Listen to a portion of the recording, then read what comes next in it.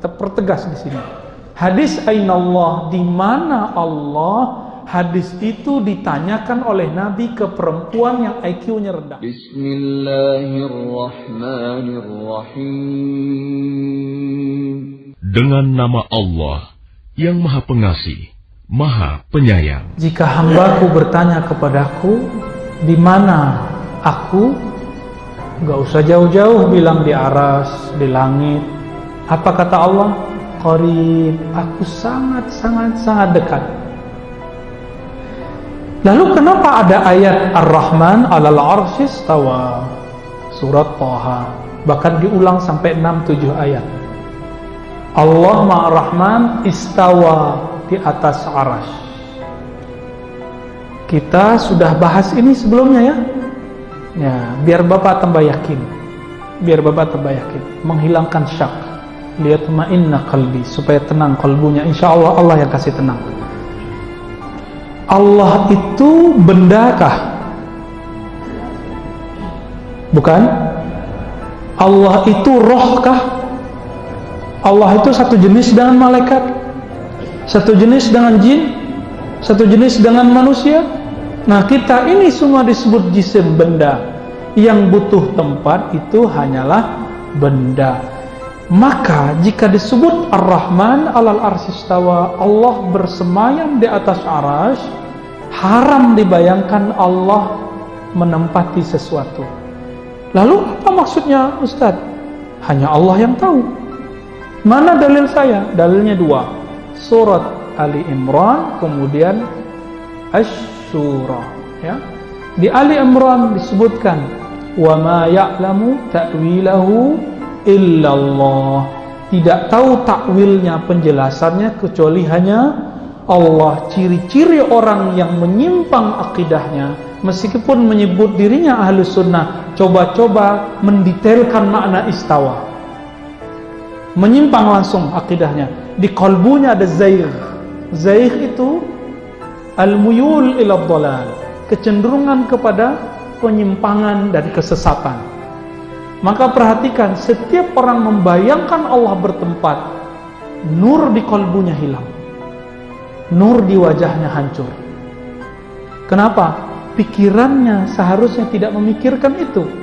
Maka ulama kita menyimpulkan, walasna mukallafina bihaza, kita tidak ditaklif, dibebani untuk memahami ayat ini, karena ini termasuk ayat yang mutasyabihat, yang tahu hanya Allah. Saya mau tanya, langit kedua di mana? Bumi bulat atau datar?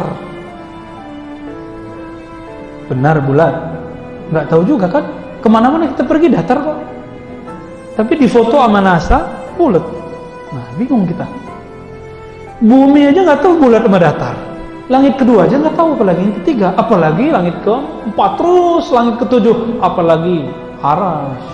Arasy itu Allah sebut Rabbul Arsyil Azim, arasy yang besar meliputi semua langit dan bumi. Memikirkan dunia sekitar pun kita pusing, apalagi memikirkan tempat yang Allah sebut azim, besar. Besar menurut saya paling sebesar apa sih?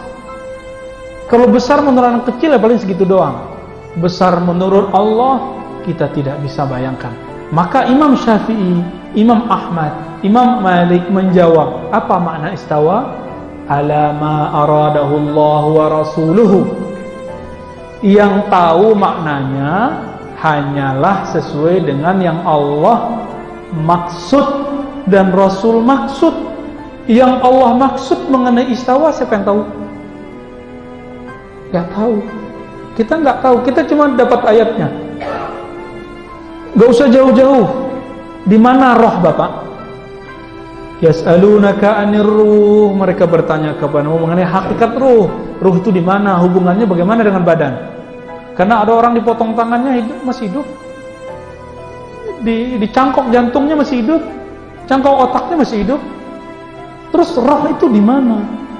Kita aja sampai hari ini tidak tahu roh di mana. Profesor kedokteran sampai hari ini nggak tahu roh di mana. Bahkan mereka nggak percaya ada roh. Ya. Roh aja nggak tahu di mana, apalagi pencipta roh. Jadi pertanyaan Ainallah, di mana Allah? Kita lihat, ini hadis kan kita sudah bahas di tempat lain lebih dari 3 kali, Pak. Kita pertegas di sini. Hadis Ainallah, di mana Allah, hadis itu ditanyakan oleh Nabi ke perempuan yang IQ-nya rendah. Dia budak perempuan yang gak becus ngurus peternakan tuannya, namanya Ibnul Hakam. Ibnul Hakam kesal dengan budak perempuan ini, maka dibawa ke Nabi, ditanyakan, ya Rasulullah, in ra'aitaha mu'minah fa'atiqah. Jika engkau memandangnya, menilainya mukmin, aku akan memerdekakannya. Lalu Nabi tanya, riwayatnya ada banyak macam. Pertama, aina Allah, di mana Allah? Di langit. Di riwayat kedua gimana? Bukan di mana Allah. Atashhadina alla ilaha illallah. Di mana Allah? Bukan. Tapi apakah kamu bersaksi tiada yang disembah selain Allah? Lalu dia mengatakan asyhadu alla ilaha illallah. Saya mau tanya, Pak, kalau ada non muslim mengatakan Allah di langit, dia langsung masuk Islam nggak? Langsung mu'alaf nggak? Kapan orang itu disebut muslim? Bersyahadat. Atas dasar ini, maka hadis Ainallah harus dijelaskan dengan hadis yang kedua, atashhadina alla ilaha illallah. Sebanyak itu hadis, kok sibuknya mah hadis Ainallah. Di mana Allah? Nggak ada kerjaan, ya? Nggak ada kerjaan. Bolehkah menanyakan Ainallah? Bagi ulama yang memandang hadis ini sahih, sebagian mereka membolehkannya. Namun dalam ilmu akidah, setelah dibandingkan dengan ayat yang jelas lebih sahih daripada hadis ini, laisa kamitslihi syai', tiada yang menyerupainya sesuatu pun. Jika sesuatu selain Allah bertempat, maka Allah tidak bertempat. Maka saya meyakini Allah bersemayam di atas aras tanpa membutuhkannya sebagai tempat. Apa maknanya? Hanya Allah dan Rasulnya yang tahu. Siapa yang coba-coba cari maknanya, zaigh, di kalbunya ada kesesatan. Lalu kalau ditakwil dengan arti menguasai, bagaimana? Itu beda bab. Kita nggak mau bahas malam ini, ya. Bapak udah ketawa, udah tahu beliau, ya. Jadi bolehkah meyakini Allah di atas? Enggak. Kenapa Imam Ibn Taimiyah masuk penjara? Bapak tahu? Karena dia meyakini Allah bertempat di atas bizatihi, dengan zatnya. Masuk penjara. Karena berbahaya. Di zamannya Imam Ibn Taimiyah masuk penjara karena berbahaya bagi orang awam. Tapi gimana lagi, kitab-kitabnya tersebar hari ini. Tersebar hari ini. Oke, bagian akhir. Coba bandingkan. Jika Bapak masih ragu, Ar-Rahman 'alal 'arsy istawa, Allah bersama di atas aras. Satu. Kan ada lagi ayat. Wa huwa ma'akum ainama kuntum, dia bersamamu dimanapun kamu berada. Ayat-ayat ini bukan untuk dipikirkan. Ada lagi, fa ainama tuwallu fathamma wajhullah, kemanapun kamu mandang di situ ada wajah Allah. Kalau sudah lolos bab pertama, Allah bukan benda, Allah bukan roh, Allah bukan seperti yang kita lihat itu, maka Bapak sudah lolos, ya. Kalau sudah lolos, jika dia bukan benda, maka dia tidak butuh apa yang dibutuhkan benda. Bayangkan sekarang Al-Quran tapi nggak ada tempatnya, mushaf tapi nggak ada tempatnya. Bisa bayangin? Bayangkan diri saya sekarang Ar-Razi duduk tapi tidak bertempat. Bisa nggak? Nggak bisa. Kenapa? Saya benda, Allah bukan benda. Imam Ibn Taimiyah terjebak dengan logikanya sendiri karena beliau mengharamkan falsafah, mengharamkan ilmu mantik. Tidak semua ilmu mantik dan falsafah itu haram. Ada yang haram. Imam Ghazali sudah tulis 3 hal, selebihnya boleh. Imam Ghazali sudah tulis Al-Munqiz minadh Dhalal, kemudian Tahafut Falasifah, 2 kitab ini silakan dibaca, sudah ada terjemahannya. Imam Ibn Taimiyah menghantam filsafat semua dan dia tulis kitab judulnya Ar-Raddu 'alal Mantiqiyyin. Rad, kritik keras, membatalkan ajaran orang-orang ahli mantik, ahli logika.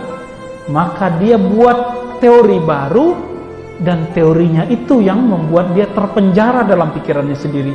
Imam Ibn Taimiyah dengan segala kecerdasannya dalam ilmu hadis dan fikih, ternyata beliau terjebak dengan logikanya.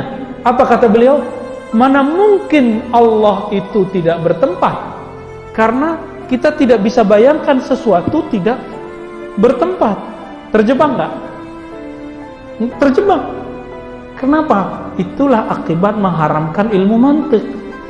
Maka Imam Ghazali mengatakan, orang yang nggak kenal ilmu mantik, fala yusaqu bi'ilmih, tidak dipercaya ilmunya. Oh, dijawab lagi. Imam Ghazali itu kan dikritik sama muridnya. Dia ingin memuntahkan filsafat, tapi kemudian tidak bisa keluar. Kenapa? Sudah mendarah daging, meracuni tubuhnya. Itu yang ngomong kan belum tahu Imam Ghazali sudah tobat. Ya? Imam Ghazali kan sudah kasih buku. Judulnya Al-Munqiz Minad Dhalal. Kita khatam 5 kali Pak buku ini. Pengen tahu Ghazali itu siapa sih? Ternyata beliau sudah melewati filsafat, ilmu kalam, kebatinan, sampai menjadi seorang sufi. Dan beliau nulis buku itu supaya orang tidak terjebak kepada logikanya atau ilmu kebatinannya atau filsafatnya. Maka beliau kasih rumus-rumus. Dalam ilmu akidah ini yang pantas dipelajari, ini yang tidak. Dalam ilmu filsafat ini yang boleh, ini yang tidak. Dalam ilmu rohani ini yang boleh, ini yang tidak. Dalam ilmu tasawuf ini yang bid'ah, ini yang tidak. Beliau sudah kasih rule yang sangat bagus. Tiba-tiba Imam Ghazali sekarang dikatakan oleh salah satu orang yang tidak punya adab, bakar kitab Imam Ghazali Ihya Ulumuddin. Kata dia, ya, dia nggak tahu kitab Ihya Ulumuddin itu walaupun ada 300 hadis palsu, masih tersisa hadis sahih, hasan dan dhaif 1.300 lebih. 1.300 lebih banyak dari jumlah hadis yang ada dalam sunan yang ke-6, Sunan Ibnu Majah. Berarti dia nggak baca Ihya Ulumuddin dari awal sampai akhir, ya, ngoceh tapi nggak tahu ilmunya. Imam Ghazali sendiri mengatakan bid'ati fil hadis muzjah, kemampuanku dalam hadis standar, tapi standarnya dia satu buku hadisnya 5 ribuan. 5 ribuan Pak, walaupun kemudian ada hadis dhaifnya, kan masih tersisa banyak. Nah, orang-orang yang begini sekarang kayaknya dia udah baca semua gitu ya kitab-kitab itu, ternyata enggak. Imam kritikus terhadap Imam Ghazali itu ada yang punya otoritas, namanya Ibnul Jauzi, imam ahli hadis palsu. Beliau keluarkan hadis-hadis palsu, lalu beliau ringkas kitab itu, judul kitabnya Minhajul Qasidin. Diikhtisar lagi oleh kakek guru Ibnu Taimiyah. Ibnu Taimiyah punya guru, gurunya punya guru, namanya Ibnu Qudamah Al-Maqdisi. Namanya Mukhtasar Minhajul Qasidin. Imam-imam salafi pakai kitab itu. Kok dia bilang bakar kitab itu? Ya, nggak tahu sejarah ini orang.